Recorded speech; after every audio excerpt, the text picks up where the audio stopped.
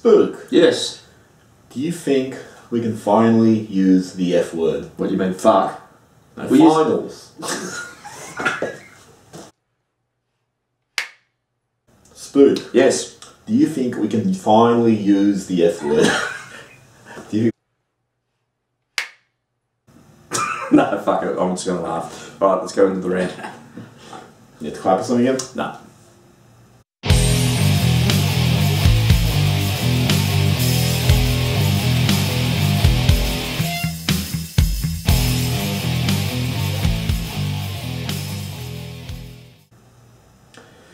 Welcome to the Collingwood Rant. I am Sly. Hi, I'm Spook. And we're coming to you straight after the victory against the Brisbane Lions. Well, not straight after. There's been one sleep in between. One sleep. Spook, what did you think of that win? It was good. I watched it on the TV today. Had a nice dinner last night, I must say. It was good. So I missed the game, but followed the scores, followed a few text updates. It was good.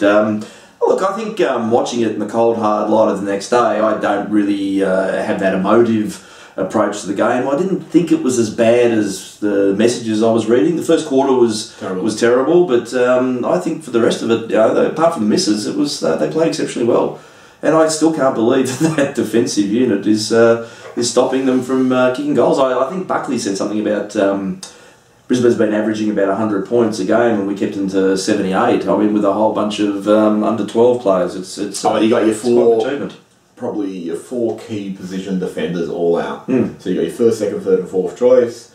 We've had to elevate Jack Magden, who has been a rookie. He's 25, mature age rookie. The Ox came back. And Oxley first came back in 9 years, I think it Yeah, was. he's 52.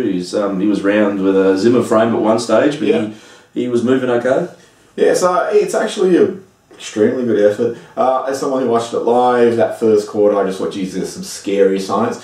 Have to admit, I do remember getting that message, thinking, I don't want to read any of this. Yeah. I have to admit, I've been waiting for the bottom to drop out the whole season. I'm waiting for that flat patch. I'm waiting for that bad game, whatever the case might be. I thought it might happen against Richmond. We actually helped stay close to them. I thought it would happen against Sydney, stay close to them. And the way this first quarter opened up, I thought, shit, we're looking really slow. Pendles and Sidey aren't looking that influential as they were last week.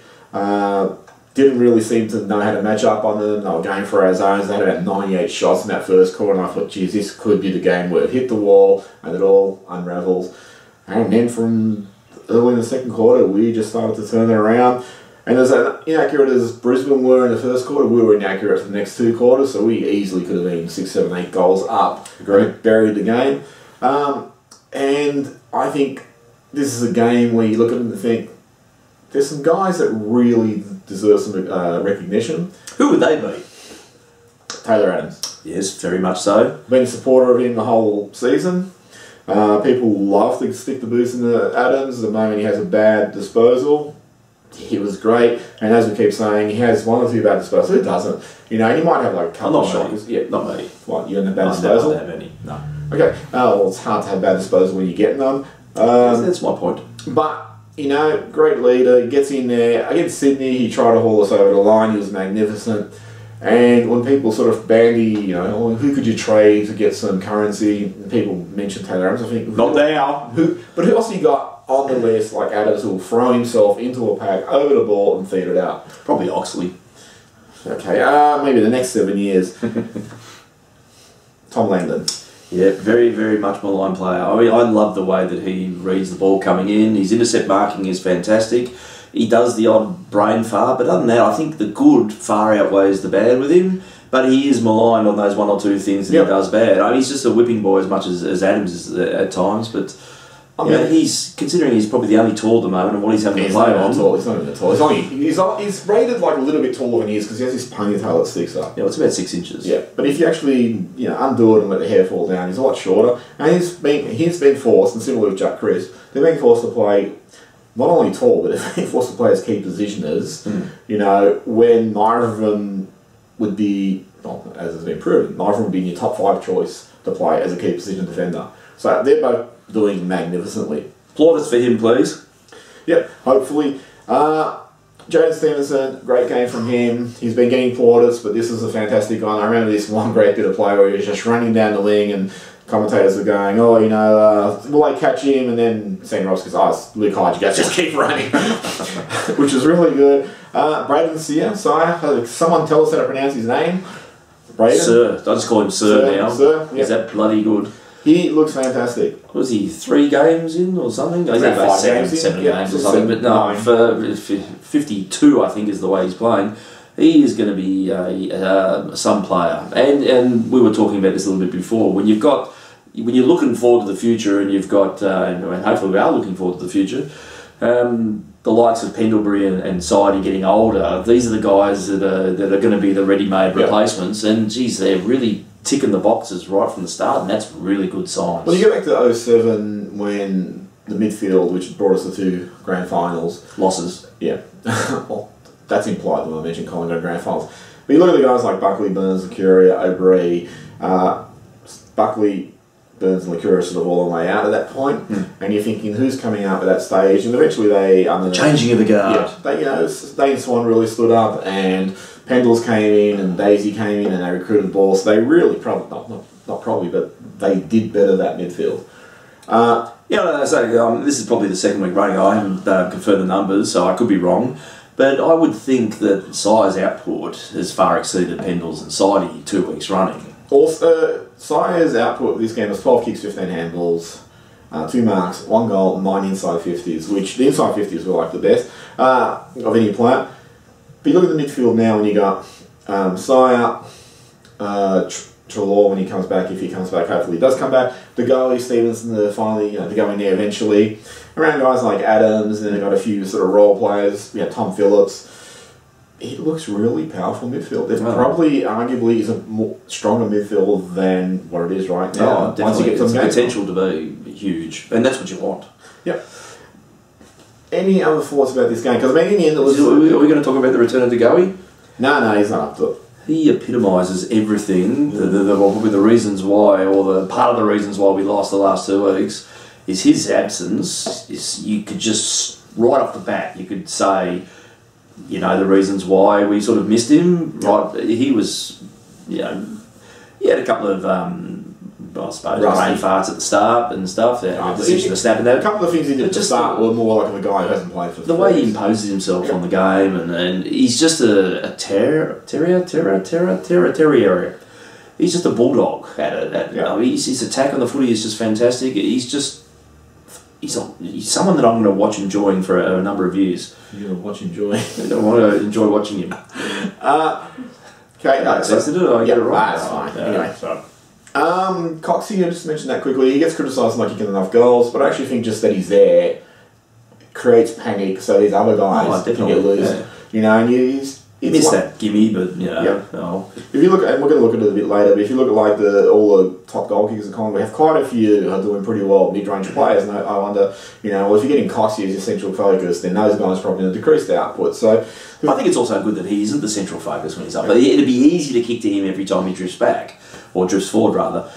I still love how unpredictable our forward line is because we don't make it cock-centric. Is that a word? It is now. It is now. I'm on the phone to Webster. But it is that sort of thing where you don't know where the goal's going to come from. That's it. You were saying Chris Fagan said that. The problem is you don't know where to match up. So I actually think it works. The way they got it running at the moment, it works. And I think he criticised one player for not kicking enough goals. You're getting this guy also running in the ruck at times. Sometimes he tends to be drawn forward because they're pushing Stevenson or the Goey or Hoskin Elliott down the full forward. And in those cases, it seems to be his instruction, just run, take some of the defenders with you, and then clear a space for these other guys to have that lead. Yep. Look, if he's the world's tallest decoy, so be it. It's working. Yep. Just need to mention, a number of times, Brisbane, often when they kicked out, they kicked straight to the pocket. Someone took a mark, or a Brisbane player would take a mark, you'd run out of bounds and look for an option, and eventually the umpire would call play on. Now, I don't know if I don't know the rules, I think I do, but if you're out of bounds and they call play on, it's out of bounds. They don't actually get to then kick it. Which I don't know why that's changed. And one other thing to mention, because I was really hard on a couple of other players that did this, and namely Trent Cotchin and Nick Flouston, Levi Greenwood. It's not really tough to nudge someone when they're on the ground nursing an injury. I don't really know why that needs to be done. I only saw that today on game day. I must have been distracted. They said it was in the first half. Yeah. Last night. Obviously, I was a little bit blurry watching that bit. But I didn't think there was anything in that. I don't think there's anything in it, but to me, Zorko's possibly done an injury. He is just down on his knees, sort of, trying to regain his composure, see how bad it is. I don't think you need anyone coming in and pushing him over. I know the commentators sort of argue, oh, well, I guess that his stance is, if you're fit enough to be out there, then you're fit enough to take this. But, like, in terms of just etiquette, I think, you know what? He's on the ground. Someone's on the ground. You don't really need to be coming and nudging him. It's like this thing that annoys me when people tackle and get a hold of the ball, and now they rub the opponent's head in the ground, like, stuffy little shit on your guy. It's like, you don't really need to do it.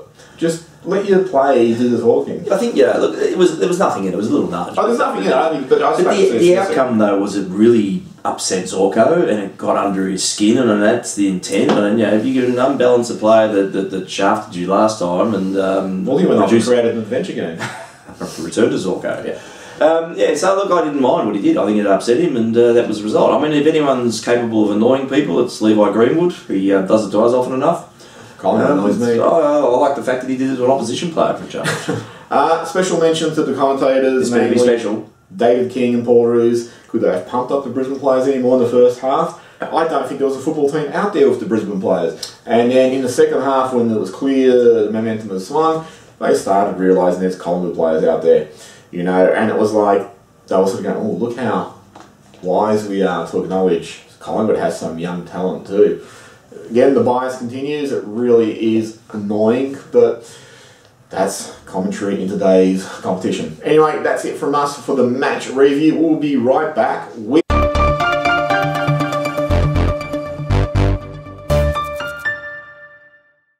Let's start with Mark Robinson. You are a twat.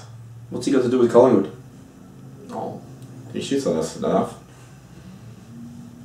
That's it. There's nothing connected to that. You're just a twat.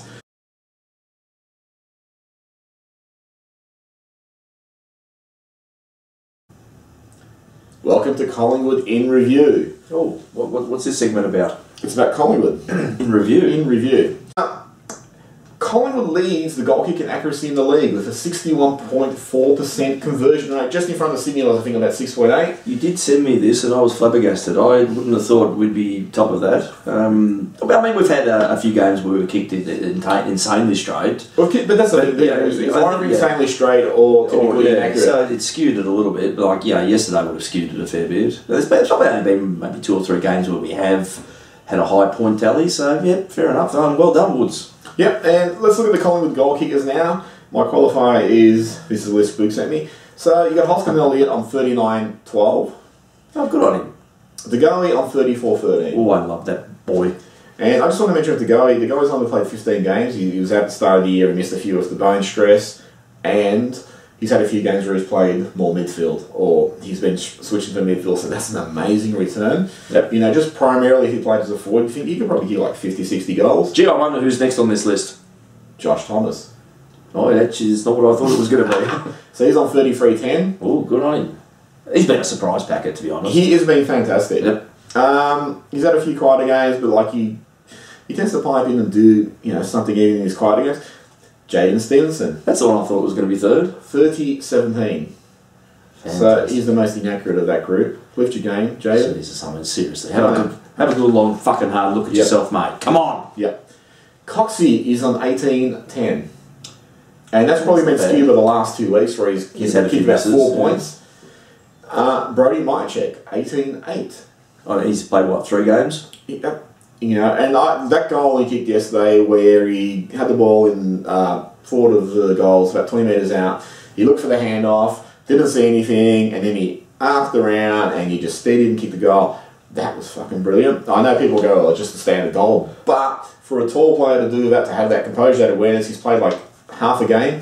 Fantastic effort. And just on him, as much as I've loved Ben Reid over the years, this Myercheck's just gone so far past him. In terms of comparing the forward prowess, that's a bit typical. Because obviously the intent was Reid to play forward more than anything. But geez, as a replacement, he has been fantastic.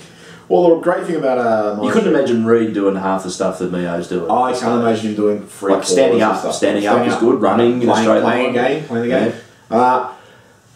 Mychek and Nagden, maybe because they're mature age, they're physically more mature. Yep, mature. I didn't want to use that word again, but they seem to have a composure that usually it takes younger players a couple of seasons to gain. Unless you're Stevenson. Yeah, then you just do it off the bat. But or Oxley. You know, to me, I mean, whatever happens this year, next year, these guys look like long-term prospects. Yep. You know, and hopefully they don't have that sort of second-year blues because they're older players. And these are guys also you got to remember, as mature age rookies, they've kept this dream of playing AFL alive a lot longer than anyone else because with the. What about Oxley? He's kept it alive for a while. I think someone else has kept it alive for. I was going to say Podsiadly was the other one who kept it alive until 28, but you know they've done a great job of fitting into that side and contributing. Anyway, so Mychek was an 18.8. Good. Yep. Tom Phillips 12.6. Hasn't kicked a one for a while though, has he? I think it's been a bit quiet. He gets a bit more attention. He had a touch one yesterday. It was a beauty, or if it was allowed, but yeah, not to be. Still side bottom 11-13. What's that? His combination on his locker. Well, for such an insanely skilled guy, it'd be not even going at 50%. And Adam Trawl 11-12, and obviously hasn't played for 6 weeks. So you know, if you're still playing, you're probably on. I don't know. What would you think? Project 11-13. I was going to say like 38. You would have had a few more. Yeah, don't you worry about that.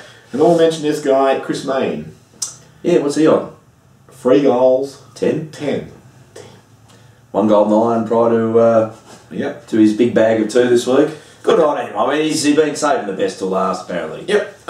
So let me throw out some names. So let's start with Chris Mayne, since I just got in there. And we've been... Hang on a second, let me just get ready. So what do you think of Chris Mayne's contribution to Collingwood this year? Oh, look, there's no denying it's been good. I think we've talked about it often enough. It's the dinky little handballs that probably do your head in with him. He's still playing it safe, like he's 1 week away from being dropped, or one bad decision from being dropped. He did a couple of things yesterday where, again, he took the game on. It was just, one time it was forced, he looked for the handball, I was like, oh shit, there's no one there. And then he sort of went for the longer pass, which was finally, I was like, oh fucking take the game on. But yeah, go on, sorry. Yeah, but that's the other thing. You just wish he'd take it on a little bit more and then go for the odd longer kick. Oh, maybe, again, it's one of that syndromes where you focus too much on those dinky little handballs because you see them so often, and maybe he does do it. We might, if we can be inclined, flash up a graphic of his kick to handball ratio average for the year. We don't know what it is at the moment, but let's just sit back and see what it is. Well, fuck me. I'm still none the wiser. It could be good, it could be bad. We'll let you decide. It is what it is. It is what it is. Exactly. It speaks for itself. Can you believe those numbers? Are they not incredible? Far out. Jesus. Chris Mayne, I apologise. Chris Mayne, lift your game. Alright, so yeah, Mayne, he does all the... Yeah, he does how to get the ball... Yeah. A maniac on the floor. Maniac for you. He does all the hard work, but it's just take the game on a little bit. Just a little bit. Just a smidge. I mean, I'm glad finally he fucking kicked 2 goals yesterday. I mean, he snuck that first one in. It was great to see the players jump on him and rub his perm for luck. It was a perm stunt, and that hair could have been natural. No, I think it's natural. It's really, it's insanely curly. I think actually when I looked a little bit closer, backing up my theory last week, it looks like it had been trimmed a little bit. I think that the gravitational pull on the ball when he kicked those 2 goals, you could see it was lessened. We might get the protractor and the slider all out and work that out. See if it fits through the banner. Yeah, and the banner should just have like a circle where he goes through. I mean, he's done looking like a hair from the Hair Bear bunch. So he's done a little bit of manscaping. Oh, he's done a bit of manscaping. I don't know how extensive that is, but I really don't want to know. But okay, all right, let's jump. Let's move on. Yep. So we mentioned Taylor Adams. Yep. Great. This, if you don't give him credit, you must be a what? No. Jack Crisp has been fantastic this year. He had his critics last year. Yep, no, he's having an exceptional year. I wouldn't be surprised come Copeland time that he'll finish top 5. That's my call. Alright. Well, all that's based on obviously the role they have to play, blah, blah, blah, blah. But I think he's been solid enough without being spectacular, outstanding, to poll well in the Copeland. That's my early call. Not that we're doing anything about the Copeland, but that's it. Sam Murray. geez, he's got his critics. Reading the flurry of text messages yesterday, I thought he was having an absolute stinker. But watching it, and again, look, when you're watching something, when you know what the outcome is, you're not emotionally invested in it. I don't think he was as bad as. I thought he was alright. Yeah, I reckon the last few weeks. He's still only had, what, 13 games? 13, is it? Yeah, I reckon the last couple of weeks he's actually learned to at times just go, no way through there, lay off. What he actually needs to learn now on top of all that is a sidestep. Because when you run straight, it's Let's do the sidestep again. Yeah, it's like when you run straight, it's like whoever's in my way, I'm expecting they'll move. They're not going to do that. So he needs to be like crisp, or, you know, Tom Langdon did it a couple of times yesterday. Sell a dummy, go around them. Don't think you can just blister through with your pace. Sometimes you need a bit of guile. And that's what he actually, I think, needs to add to his game. And I think that will hopefully come with composure. People are sort of going, oh, well, how good is he? You know, what a waste of a second round draft pick. You got to remember how good he was at the start of the year. Now, obviously, the opposition are paying a lot more attention to him, but we saw what his level can be like at the start of the year. So it's whether he actually works through that attention and gets back to that level and builds on that, because obviously as a young player, he still has upside. And on the picks, I think the way that Sydney keep going down, the return pick we get's a little bit better, and did we give a future pick for him as well? Future second rounder? Oh, well, it was a second rounder. Yeah, so second rounder, the higher we go up, the lower that gets. So it's going to actually bring them closer together. Well, our second round will be 36 this year. Yeah, so, you know, versus 45 we get back from Sydney. It's not like we've given up a heap for him. No.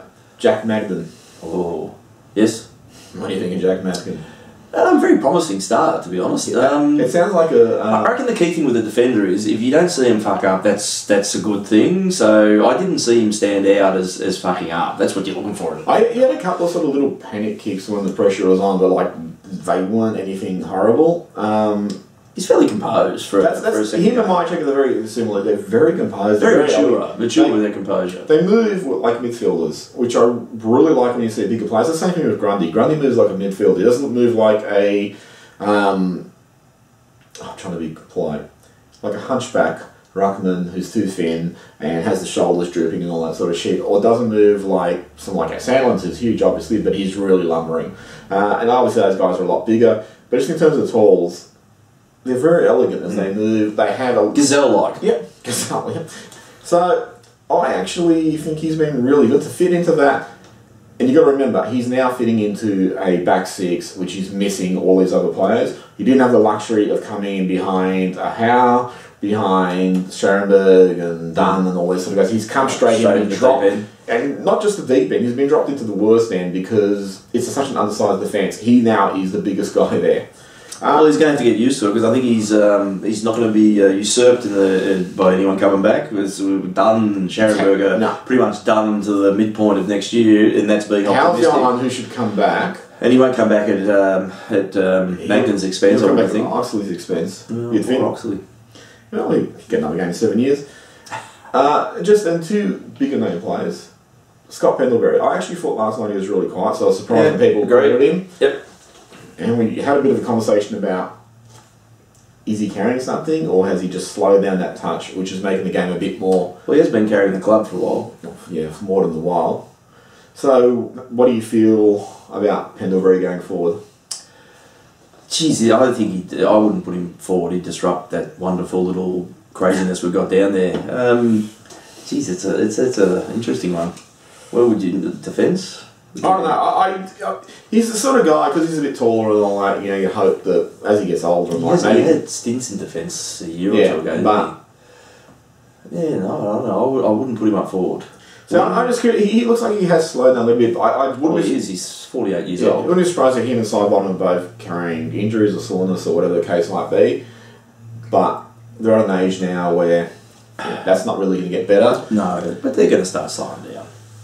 How old side he'd be? Because he came in 2010 as an 89. 09. He played in that final series. He was great in that first year. He was fantastic. So he must be, what, 28-ish? Yeah. So he's hitting his peak. Yeah, no. Alright, move on. And the other guy, superstar... Sorry. Billy Graham. Yep. Brody Grundy. Same initials. BG. The sad thing is you know, in terms of recognition, he won't. Gordon will make All-Australian ruckman. I don't know, they never carry two? No, they talked about it yesterday, you know, do you play two?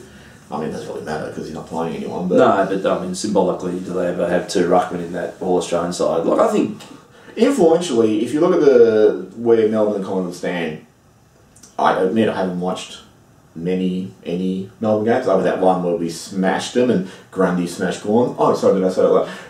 Well, that's the thing. He's schooled him in both occasions, and yet Gawn is the one the media still love for whatever. Grundy, to me, has impacted games in a way where he's dragged Collingwood back into it. Definitely. Whereas Gawn has been the dominant ruckman, but I don't think it's really influenced Melbourne's no, they're still performances. Shit. Well, they are. You know, at the time of recording, they're getting spanked by the Swanks. Yep. But no, Grundy... Again, is Gawn going to step up and drag him back across the line today, do you think? Maybe they will jump in his beard. Yeah, no, I think Gawn he's a good player. He's just a little bit behind Grundy though. But that's obviously Collingwood bias. Well, I mean, the strength of Grundy is he plays as a midfielder once the ball hits the ground. Oh, absolutely. Alright, so I actually went through all our games up to this point. Yep. And noted down all the games we had injuries. Alright. So, 20... I'd probably suggest at this point that you pause the show, go off and order a pizza and... I'm not going to go through the games themselves, I'll just go through the totals. Oh, we could be here for days though. Yeah. No, that's all I'm... Anytime you mention injury, it's a very fucking extrapolated discussion. Yeah. I'm not going to go through the actual games by themselves, but Spook will put up a graphic here to show you the game. I probably won't. Let's just look at Chris Names' numbers again though. Chris Names. So, 20 games, we've won by... It makes it 21. So in 14 of those games, we've had players injured. In 6 games, we've had no injuries, but in one of those, we had a late withdrawal. And in fact, in 2 games, we've had late withdrawals, but in the other one, we actually had a few injuries. The list doesn't include players who've been injured outside of the AFL seniors. Training, VFL, reaching up to that top shelf to get the sugar. Yep, so Elliott's gone twice, I think, in the reserves, from memory. That's just this week. Yeah. And interestingly, it's been interesting. It is. Darcy Moore has gone out 3 times this year with hamstring problems. For dinner or? No, just to get his hamstring. And in 1 game he was late withdrawal. So 4 games Darcy Moore has been compromised. How many games have we actually seen him do this hamstring? 3 times. He's done I haven't actually seen him do it. Well, I just see him go off. Yeah. Well, it's never the same hamstring. So he's like Forrest Gump. He just. Here's a hypothetical, a slight hypothetical. If Darcy Moore, and they're saying he should be fit, would you bring him back in? What's the point? Oh, but that's the scary thing. He's like he could just break down yet again. Not could. I think he's got form this year that suggests that it's an inevitability. Well, that's the thing is, do you want to get into a situation as occurred? He got finals coming up against Sydney where he got injured, so without my rotation, and we then have to reshuffle and take Myercheck out of the 4 line to put it in defence. You want stability going into finals, not look. I can understand the logic behind it, but at the moment, my gut says no. We've lost a few games when he's come in, and we've won a lot when he's not there. What do you make of that? But I think you just need to look at the logistics of that. He gets injured, we're down in rotation, and we have to reshuffle. And let's face facts, he does it early. Yeah. So, no. Get him right, get him ready. If you're going to re-sign him, do that. But I reckon you build him up for next year now. You just don't... I don't think... look, I'm not optimistic enough to think that we'll go particularly deep this year in the finals, but to win a couple would be good. I wouldn't rock the boat there. We'll win 3 at least. It's assuming we finished top 4. This was not a boating accident. Or was it Jack the Ripper? Ben Reid injured again in the VFL. Nobody saw that coming. No, didn't we? Everyone saw it coming. This is going to sound really harsh, but I don't understand why they re-signed him, given that injury profile. No, look, you can understand the humanity side of it, or the recognition and the time there, and the belief, obviously, that he was going to get himself right, but no. You need to now look at the list and sort of say there's too many, this paper mache brigade of more, tissue paper boys. Yeah, Moore, Varco, Elliott, Reid, Wells. and you need to actually shrink that. Now, Elliott and Moore have age on their side, so you can hopefully still get them right. Reid and and the thing that surprised me, Nathan Buckley in his final year at Collingwood, 2007, he was breaking down every 4 weeks with this hamstring. Come back, break down, come down, break down, come back, break down, come back, break down. Just kept happening. More than Tom Petty. Yep. So, surely Buckley should know more than anyone. Sometimes your body just says, I can't do it anymore. Had enough. Yep. I'm out of here. And that's not a criticism of players like Wells and Reid. No, that's just a reality. It's a reality, yeah. Which leads totally into my next point. At round 21 this year, I actually looked this up. There's 13 players who have already retired from football. And that includes guys like Cyril Rioli, you know, who probably had a few years ahead of him. Kobe Stevens had the concussions and all that sort of stuff. You've got 13 players who've just said, I can't do it anymore for whatever reason. Probably the bulk of that reason, the bulk of those reasons would be injuries. So, Collingwood, I think, needs to sit down and have a discussion with guys like Wells and Reid and maybe just tell them, look, it would be in your best interest to retire because we are very unlikely to play you next year. But once you're contracted, you can't, even if they retire, they still have to be part of the cap. So. But it's not the full, if they actually retire, if they go of their own volition, he could be on negligible money next year, Reid, and so. But I don't know, look, I don't see the sense of it, to be honest, but anyway. I mean, went through Reid's numbers a few weeks ago. You know, he's... Well, what about May's numbers, though? I think you removed the graphic. And Jeremy Howe says he's not having a serious industry. He's the bloody medical industry. I've industry my hamstring. He says he's got a deep corky. It hasn't really recovered as they would like. It's not a serious injury. It's to his kicking leg. He can't really run or jump or anything like that. So hopefully he comes back. The concern with Collingwood is it's an injury and Collingwood. So I mean, I've seen Howe training. He's doing the really good Kaiser Soze impression at the moment. So it obviously is a deep corky. So that's it from Collingwood in review, but it's actually not. How far, or what's the best place for Collingwood to finish in the finals? Top of the ladder. Well, that's not going to happen. Mathematically, we can't finish. No. Look, because everyone's talking about top 4, and I don't know if that's actually in Collingwood's best interest to finish top 4. Jeez, no, because if we finish 4th, we'll be playing Richmond at the G, obviously. Well, you look at the top 3 teams. Jeez, that's big. I don't want to face West Coast either. Right? Well, you look at the top 3 teams, which are going to be Richmond, West Coast, and possibly, but most likely Hawthorn, because Hawthorn's got some kill the next week. How the fuck are they in the top 4? I don't fucking know. It's just that ugly colours they wear.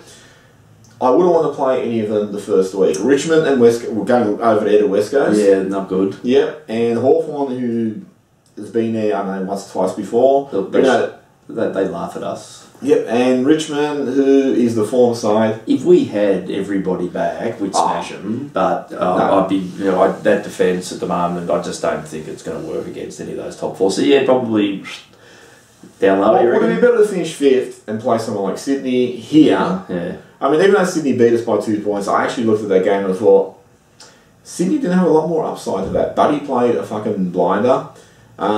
We struggled and we lost by 2 points and we were inaccurate and we were inefficient and all that sort of stuff, and we're playing on this small ground which doesn't really suit us. Play him here, get a bit of run going, they'll get a bit of plan for Buddy and all that sort of stuff.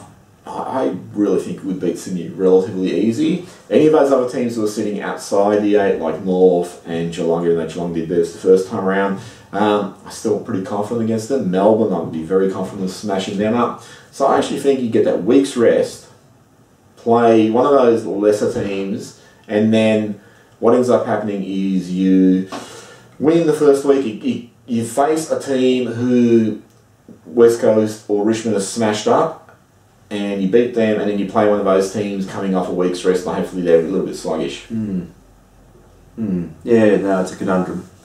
I, to be honest, at this stage, I'm not really sure. I think we'll probably keep revisiting this, obviously, over the next couple of weeks, but... hopefully we do, hopefully, yeah. I still, there's part of me that still wants to, and still thinks that the top 4's achievable. We're in the next 2, and we're a chance. I mean, Port's, we'll talk about obviously in the preview, but Port's in a bit of a gettable position, and we should be able to beat Freo. So look, you've got to then, I think, counter that 4's a possibility, and then we just have to play who we have to play. Yep. All right, so that's it for Collingwood in review, definitely this time. We'll be right back with the match preview.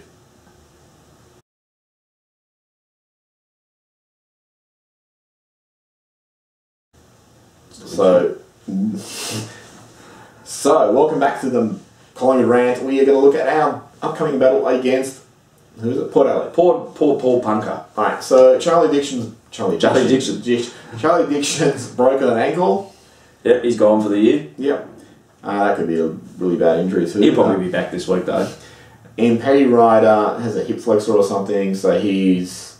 They had 3 injuries, I think, out of the game. Well, they're the 2 main ones I'm looking at. We could get Jeremy Howe back. Could. And Alex Lasolo's running around the reserves. They brought Aish back this week, so that, you know, if they wanted another senior body in there, the problem with Fasolo in that senior side is the mid-range forwards is not what we're lacking. No, I don't think Vass is coming back, to be honest. So, what are your thoughts? They're gettable. Surely they're more than gettable. Surely they're smashable. Oh, well, yeah, I'm really just thinking wins at the moment. I mean, percentage... Is it a factor for us now? Actually, it's not so much percentage, but I just look at it. I don't want like a Sydney game, like a really tough game. I'd like a game like North Melbourne game. Yeah. You know, a game we come out with no injuries, get a bit of confidence. Players go, we're in the top 8 now. Definitely, you can't move us. We're good to go. Guys like Magden and Nychek and Murray get another game's experience, and we just move from there. That's what I'm actually hoping. I don't really care about percentage. Now, I've always like people go, if you win this and they lose this and they lose this, you'll get to here. And I just say, just win, and the rest will take care of itself. Because in the end, all you can do is beat who's in front of you. Now, whether you finish 2nd, 3rd, or finish 8th, like Bulldogs on the flag from 7th, all I did was beat who was in front of them. That's right. In the end, that's all you need to do. You just keep winning from wherever you are. So with Port, I just look at it and go, hopefully we can get like a relatively easy game. And also we're going to go to Subiaco or wherever it is next week to play Fremantle or in 2 weeks. So I'd like a relatively easy game going into that. No, agreed. And no injuries. Yep. So Dixon's definitely out. That's a big out. That's a big win for us. Yep. Their small forwards are really good. We've struggled with small forwards. And Gray and... Yep.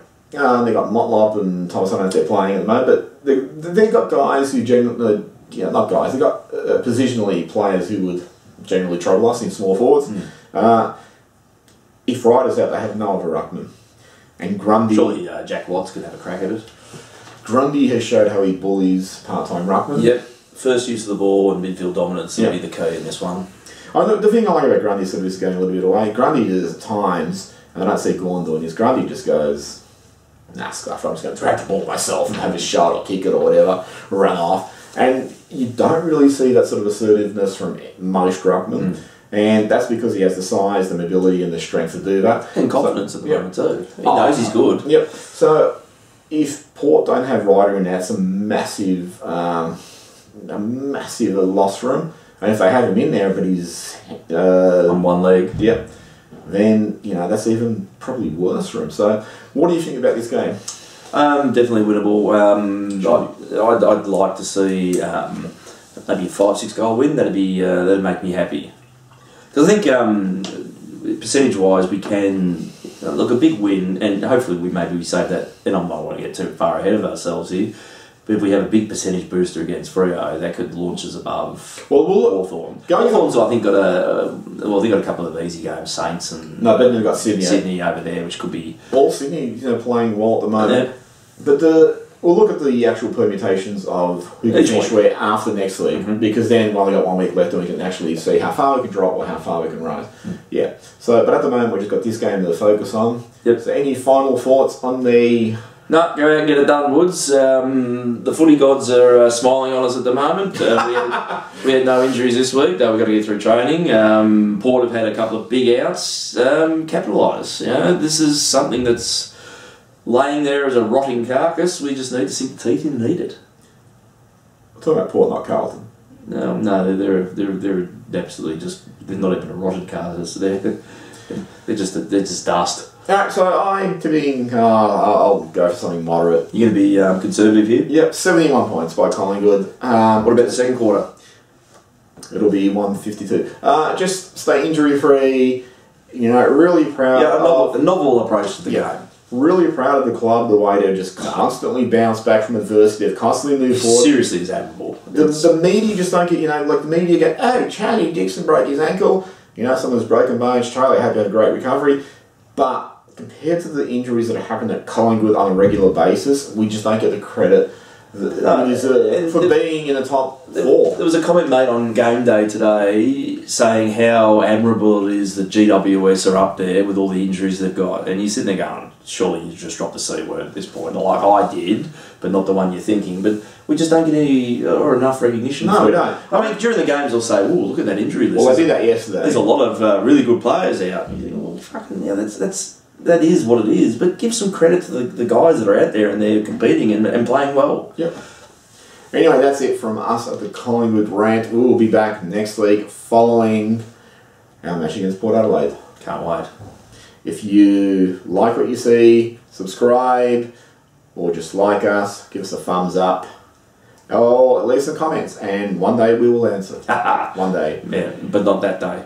I would like to answer, but we did an apprenticeship with the Collingwood membership department, so sometimes, you know, we're not sure about when we should send an answer. Usually it's within 6 to 8 weeks. I usually forward all my questions on to Mark Robinson. Twat. Anyway, that's it from us. See you later. Thanks for watching.